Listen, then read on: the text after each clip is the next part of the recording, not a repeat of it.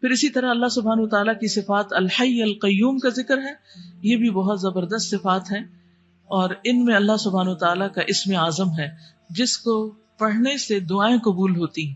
اسی لیے ہم دیکھتے ہیں کہ بدر کے موقع پر جب حالات بہت تنگ تھے تو نبی صلی اللہ علیہ وسلم نے کن اسماء کو پکار کر دعا کی تھی؟ یا حی یا قیوم برحمتک استغیث۔ حضرت انس کہتے ہیں میں نبی صلی اللہ علیہ وسلم کے ساتھ تھا کہ ایک آدمی نے دعا کی اور کہا یا بدیع السماوات یا حی یا قیوم انی اسألک، اے آسمان کو عدم سے وجود میں لانے والے، اے زندہ، اے قائم رہنے والے، میں تجھ سے سوال کرتا ہوں، یعنی میں تجھ سے مانگتا ہوں اپنی ضرورت کی چیز۔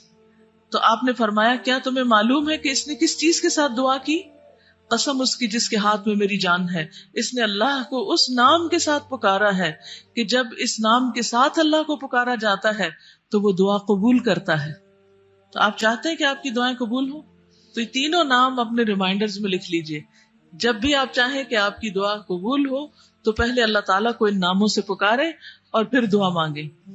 قیامت کے دن جب لوگ جنت میں چلے جائیں گے تو جمعے کے دن اللہ تعالیٰ اعلیٰ علیین سے اپنی کرسی پر نزول فرمائیں گے، پھر اللہ تعالیٰ کرسی کو نور کے ممبروں سے گھیر دیں گے، یعنی کرسی کے ارد گرد کیا ہوں گے؟ نور کے ممبر، نبی آئیں گے یہاں تک کہ اس پر بیٹھ جائیں گے نور کے ممبروں پر، پھر اللہ تعالیٰ ممبروں کو کرسیوں سے گھیریں گے، صدیق اور شہداء آئیں گے یہاں تک کہ وہ ان پر بیٹھ جائیں گے، پھر اللہ تعالیٰ اپنی کرسی پر چڑھیں گے، اس کے ساتھ شہداء اور صدیق بھی چڑھیں گے۔ یعنی اللہ سبحانہ وتعالیٰ قیامت کے دن اپنے بندوں سے جس طرح ملاقات کریں گے اس کا ذکر یہاں کیا گیا ہے، صحیح الترغیب والترہیب کی حدیث ہے۔ وَهُوَ الْعَلِيُّ الْعَظِيمُ، اور وہ بلند ہے، بہت عظیم ہے، اور حقیقت یہ ہے کہ اللہ سے بڑی کوئی بھی چیز نہیں، اس لیے ہمیں اللہ تعالیٰ کے ناموں کے ساتھ دعا مانگتے ہوئے خصوصاً تسبیح کرنی چاہیے۔